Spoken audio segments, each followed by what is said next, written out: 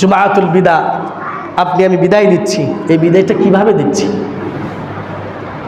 এটা বড় প্রশ্ন। আজকের এই জুমাতুল বিদা, এটাকে আপনি কিভাবে বিদায় দেবেন? বিশ্বাসঘাতকতার সহিত না বিশ্বস্ততার সহিত? আজকের এই জুমাটা আপনি আমি বিদায় দিব বিশ্বাসঘাতকতার সহিত না বিশ্বস্ততার সহিত? যদি আপনি কোরআন লালন করেন, কোরআন মেনে নেন, সিয়াম ধরে রাখেন, তাকওয়া অর্জন করেন,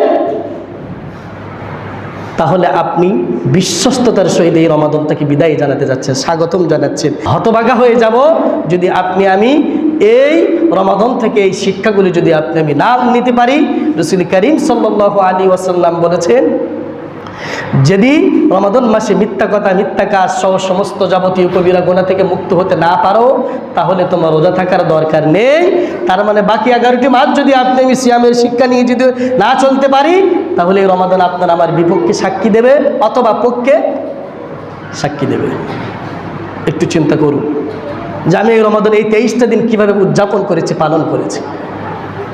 আপনি একটু আত্মসমালোচনা করবেন, একটু ভাবেন, আসলেই কি আমি মর্যাদাপূর্ণ সম্মান তাকে দিয়েছি?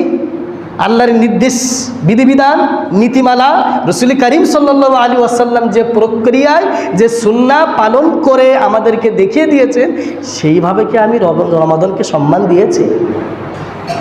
কতদিন আমি কিয়ামুল লাইল দাঁড়িয়ে দাঁড়িয়ে ইমামের পিছনে 20 রাকাত তারাবি পড়েছি? কতদিন আমি শেষ রাত্রে দাঁড়িয়ে আমার নিজের জন্য 2-4 রাকাত করে যত রাকাত খুশি তাহাজ্জুদ নামাজ পড়েছি? তোমাকে মুত্তাকি বানাতে, তোমাকে আল্লাহ সচেতন ব্যক্তি হিসেবে গড়ে তোলার জন্য, তোমাকে জান্নাতি ব্যক্তি হিসেবে গড়ে তোলার জন্য, তোমাকে মাপ পাওয়ার জন্য, তোমাকে ক্ষমা ঘোষণা করে দেওয়ার জন্যই তো পৃথিবীতে আমি রমাদান মাসকে পাঠিয়েছিলাম। তুমি কীভাবে সেটা উদযাপন করলে বলো?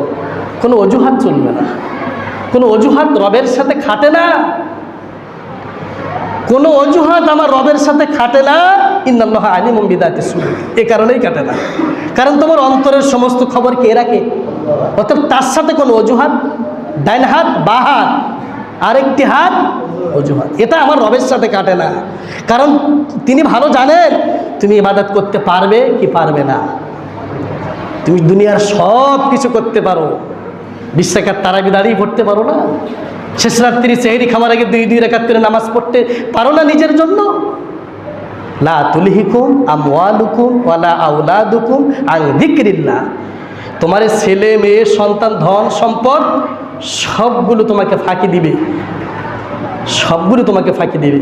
ওমা ইয়াফআল যালিকা ফাউলাইকা হুমুল খাসিরুন। তুমি যদি যিকরিল্লাহ, যদি রবের দিকে ফিরে না আসো, তাহলে তুমি ক্ষতিগ্রস্ত হবে। কে বললেন? আল্লাহ। অতএব আমরা দোয়া করি এই জুমাতুল বিদা যেন আমরা বিশ্বস্ততার সহিত যেন আমরা বিদায় দিতে পারি।